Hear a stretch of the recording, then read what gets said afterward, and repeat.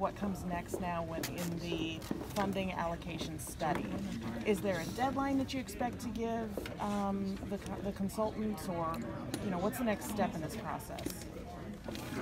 Well, my understanding, without going through the binder that I don't have with me, is so we'll let the contract to AGB, and they'll start immediately. They're aware that we want to get moving on this.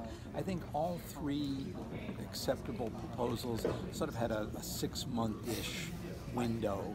So I think that's what they'll be doing, and I think there's going to be a lot of interaction back and forth, looking at the data, present, what do you think, make a model, etc. Is there any expectation that their recommendation could be an action item in next year's budget? Will there be a change, do you think? I mean, it's conceivable, so 6 months from now, do the math. Yeah, and I think their timelines may have been somewhat different, but they were all very tight, if I recall. Yeah. I don't know if the chancellors remember exact timelines, but it's our understanding we're going to move forward with this study, and everyone is planning on being involved, and we're all going to have an opportunity. One of the issues that came up yesterday that I thought was important was the discussion about the stakeholder involvement. So that's something that I think we would like to have further conversations with AGB about, engaging all the different groups. I think the timelines on almost all of them were April, and the thing that almost all of the proposals had was the recognition that from their perspective they were trying to deliver information within this year. How we use that then and thinking about next year would be up to us, but I think they feel they're going to finish their work according to the proposal in this 18-19 year. I think that we're still developing the actual process. We're going to have them come in and help guide that process.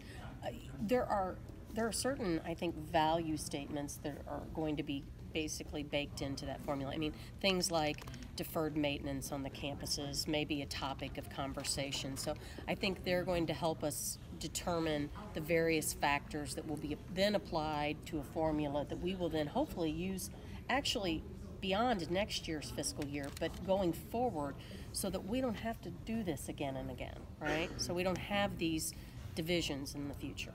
Yeah, I think one of the items that's most exciting about this relook at the system is that we're going to be able to look at how the component pieces of the system work together so that we're greater than the individual component pieces, that we're able to function as a public good, that collectively as a system we're able to achieve more than we could achieve independently for ourselves, and that will roll into the assessment of weighting factors. It'll roll into how things occur, because we're going to be looking at ourselves as a whole, and how do we elevate this whole so that we can provide the best value to the state of Illinois and to Southern Illinois in particular.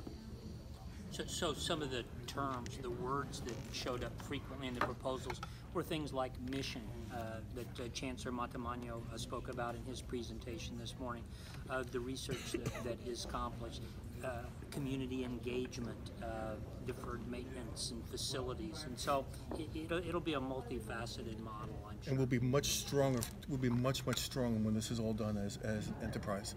I'm very excited about this. The promise of this is great.